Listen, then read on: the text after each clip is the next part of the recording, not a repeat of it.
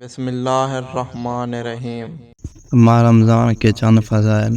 حضرت امام جعفر صادق علیہ السلام فرماتے ہیں، روزہ دار کی نیت عبادت اور اس کی خاموش تسبیح اور اس کا عمل قبول شدہ ہے، اس کی دعا مستجاب ہوگی اور افطاری کے وقت اس کی دعا رد نہیں کی جائے گی۔ ماہ رمضان کا مہینہ تمام مہینوں کا سردار ہے اور اپنے اندر بے بہار رحمتیں اور برکتیں لیے ہوئے ہے۔ اسی مبارک مہینے کے لیے 1400 سال مسجد نبوی حضرت محمد صلی اللہ علیہ وآلہ وسلم کے بلند منبر سے حضرت محمد مصطفیٰ صلی اللہ علیہ وآلہ وسلم نے اپنی امت کو یہ خوشخبری سنائی: لوگوں، ماہ رمضان کا مہینہ برکت اور رحمت اور مغفرت کے ساتھ تمہارے طرف آ رہا ہے۔ وہ مہینہ جو خدا کے نزدیک بہترین ہے، جس کے ایام بہترین ایام، جس کی راتیں بہترین راتیں اور جس کی گھڑیاں بہترین، اور اس مہینے میں تمہاری سانسیں ذکر خدا میں پڑھی جانے والی تسبیح کا ثواب رکھتی ہیں۔ تمہاری نیندیں عبادت، اعمال مقبول اور دعائیں مستجاب ہیں۔ یہ مہینہ نہایت شان و شوکت والا ہے۔ اس مہینے کی عظمت دیگر تمام مہینوں سے زیادہ ہے۔ ماہ رمضان کی چند خصوصیات۔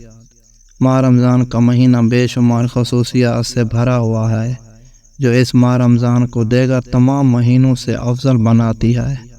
ماہ رمضان ہی وہ مقدس مہینہ ہے جس میں تمام آسمانی کتابیں نازل ہوئی۔ تورات، زبور اور انجیل رمضان میں نازل ہوئی، جبکہ تمام جہانوں کے لیے ہدایت قرآن مجید 24 رمضان کو نازل ہوا۔ بعض روایت میں ہے کہ صحیفہ ابراہیم یکم ماہ رمضان کو نازل ہوا۔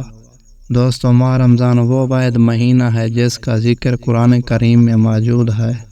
قرآن کی سورۃ بقرہ کی آیت 150 میں اس ماہ کی خصوصیات بیان کرتے ہوئے خداوند عالم فرماتا ہے، جس کا مفہوم کچھ اس طرح سے ہے: ماہ رمضان وہ ہے جس میں قرآن نازل کیا گیا، جو لوگوں کے لیے ہدایت ہے، اور جس میں ہدایت اور حق و باطل کی تمیز کی نشانیاں موجود ہیں۔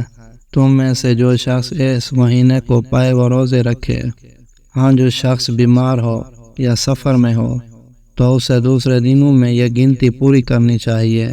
اللہ تعالیٰ تمہارے لیے آسانیاں پیدا کرتا ہے اور سختی نہیں چاہتا۔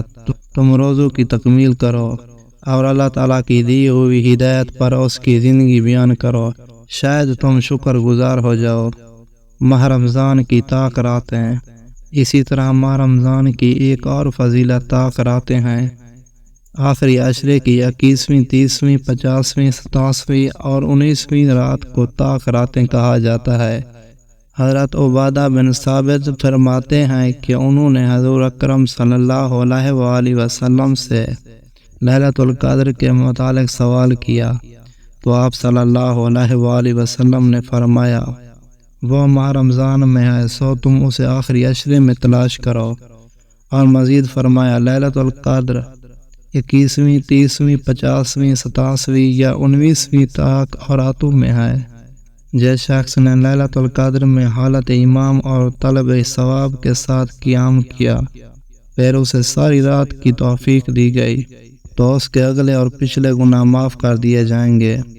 ایک دوسری روایت میں ہے، حضرت ابو ہریرہ بیان کرتے ہیں کہ رسول کریم صلی اللہ علیہ وآلہ وسلم نے فرمایا، جس نے بھی لیلۃ القدر کی رات ایمان اور اجر و ثواب کی نیت سے قیام کیا، اس کے اگلے پچھلے سارے گناہ معاف کر دیے جائیں گے۔ اعتکاف کی فضیلت۔ جو لوگ اعتکاف میں بیٹھتے ہیں ان کی فضیلت۔ ماہ رمضان کی ایک اور فضیلت اعتکاف ہے۔ اعتکاف عرب زبان کا لفظ ہے جس کے معنی ٹھہر جانے اور خود کو روک لینے کے ہیں۔ اسلامی اصطلاح میں اعتکاف ماہ رمضان کے آخری عشرے میں عبادت کے غرض سے مسجد میں ٹھہرے رہنے کو کہتے ہیں۔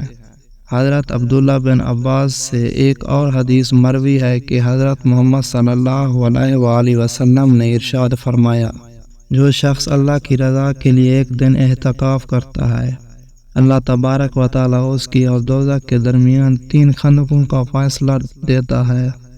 ہر خندق مشرق سے مغرب کے درمیان فاصلے سے زیادہ لمبی ہے۔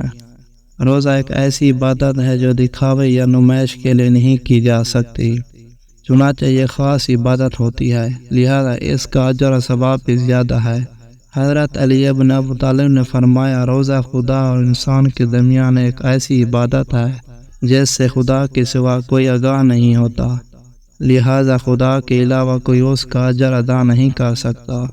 بیان کیا جاتا ہے حضرت موسیٰ کلیم اللہ نے اپنی مناجات کے دوران بارگاہ خداوندی میں سوال کیا، تیری نگاہ میں کیا کوئی اور بھی میری طرح محترم اور مکرم ہے؟